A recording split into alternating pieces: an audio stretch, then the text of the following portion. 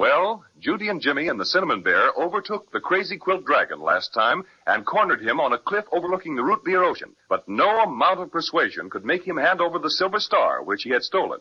So nothing remained but to scare him. And scare him they did. And what did Crazy Quilt do but leap off the cliff and land kerslosh in the ocean?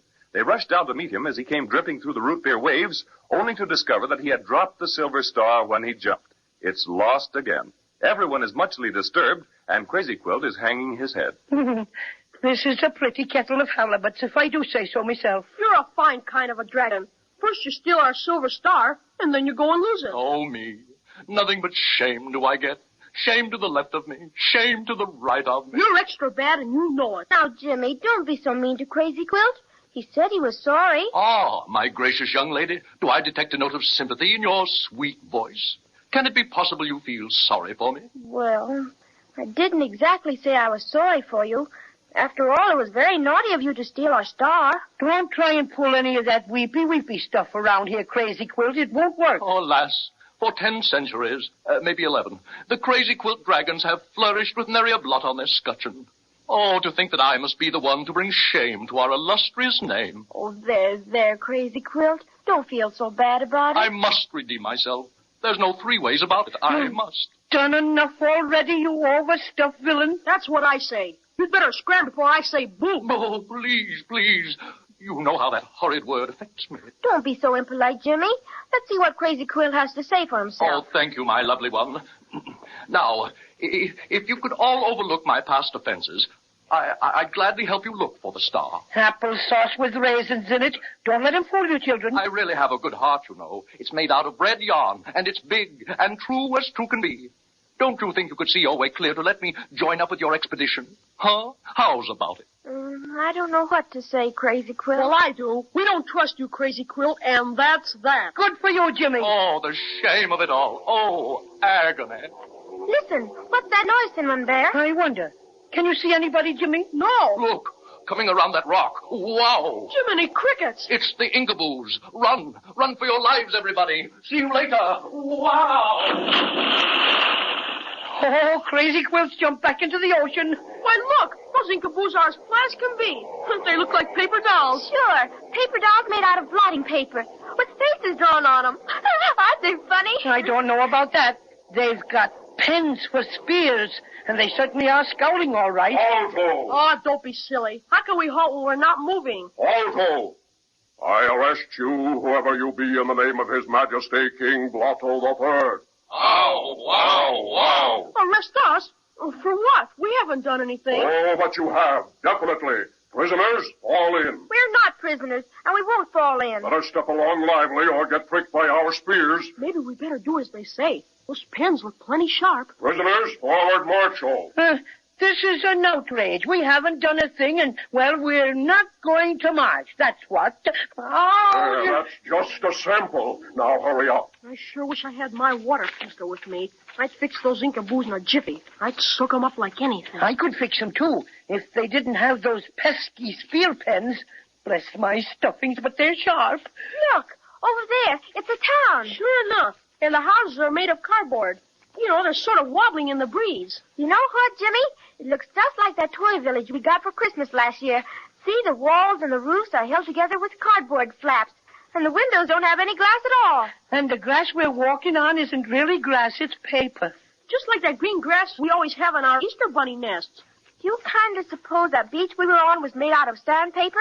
That's very funny. I'd laugh the stuffing out of myself if I wasn't so worried about what these Inkaboos are going to do with us. Let's ask them and find out. That's a good idea. Hey, you, Mr. Blotter. What's the matter? Prisoner, you have uttered the greatest insult that can be insulted at a mighty Inkaboo. Why? Just because he called you a blotter? If you value your skin, you stuffed monstrosity, never say that terrible word again. Why, certainly, if it upsets you that much. But we'd sort of like to know what you're going to do with us. In a few moments, you shall be ushered into the presence of His Imperial Majesty, Emperor of the Inkaboos Incorporated, King Blotto III. Ow! Yeah, and what's King Blotto gonna do? His Majesty will hear the accusations and pass judgment on you. For what? We haven't hurt anybody. I should say not. That has nothing to do with the case, and King Blotter will punish you accordingly. Now, march, O! Ow, ow, ow.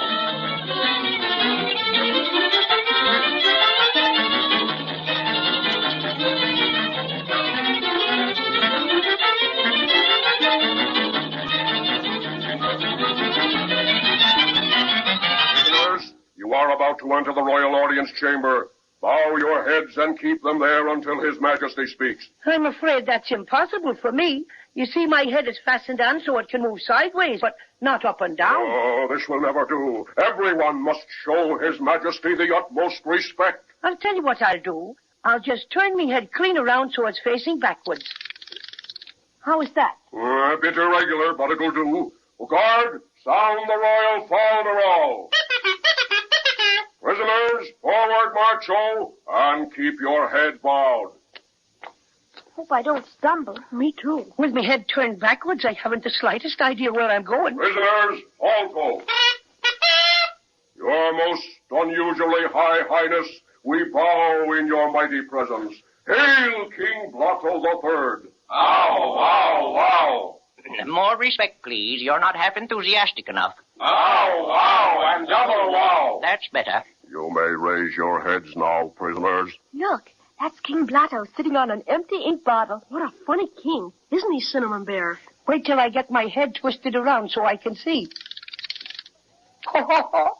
Ho, ho, what a sight! Order. Who are these things, Captain? We're not things, we're people. And very good people, I might add. When we wish you to add, we'll tell you about it. Quiet. Proceed, Captain. Your Majesty, we found them standing right on the boundary line of the dominion of the Inkaboos Incorporated. And what's more, they had their shoes on. Oh. This is an offense, isn't it? By the way, what offense is it? A violation of Ordinance Number 23 Skidoo, which prohibits foreigners from standing on an Inkaboo boundary line with shoes on. Oh, yes, so it does. Well, how did we know it was against the law? Yeah, we didn't see any boundary line. Where is it? That's what I'd like to know. Where is it? It's a secret. Well, you can't very well arrest us for standing on something that we don't know where it is. Ignorance of the law is 9/10 of something. And besides, you should have taken your shoes off. Then we wouldn't have bothered you. Then that lets me out. I don't wear any shoes, so I couldn't very well take them off. What? Then you're doubly guilty because you didn't have any shoes to take off. But that's not fair. That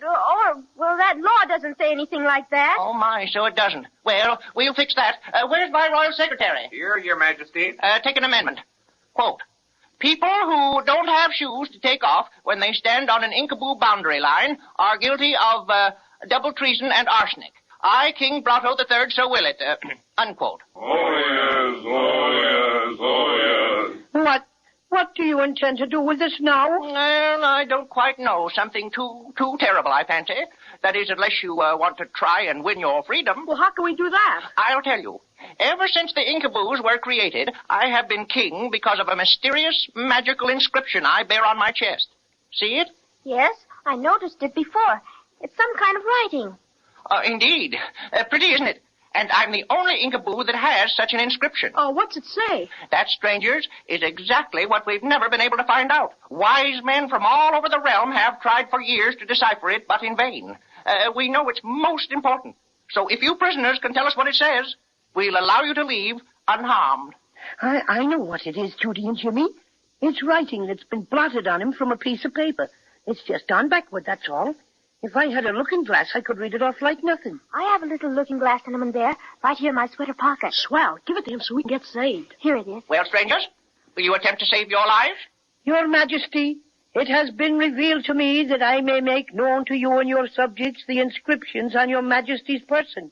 Have I your permission to perform a bit of magic? You have. Very well. I approach your Majesty. I hold this magic eye to your chest.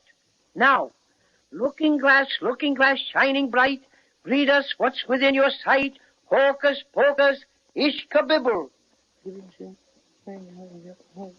Oh, this is good. Come here and look, Judy and Jimmy. How dare you laugh at my chest? I can't help it. Do you want to know what your mysterious inscription says? Certainly. Read on. Okay, you asked for it. Here goes. 1 pound hamburger, half a pound of Limburger cheese, 5 cents worth of onions. He must have been blotted on somebody's shopping list. I regret to inform your majesty that your magical inscription is just the makings of a Dutch lunch. Oh! Enough! Your insults and laughter at our royal expense shall cost you dearly. What do you mean? Captain, summon the royal guard. Summon the royal executioner. Executioner? Conduct these insulters outside the gate. Yes, Your Majesty. And have them thrown into the immense inkwell.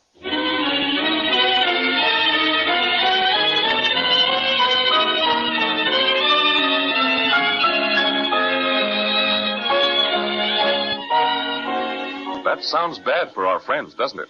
King Blotto III really means business, I'm afraid.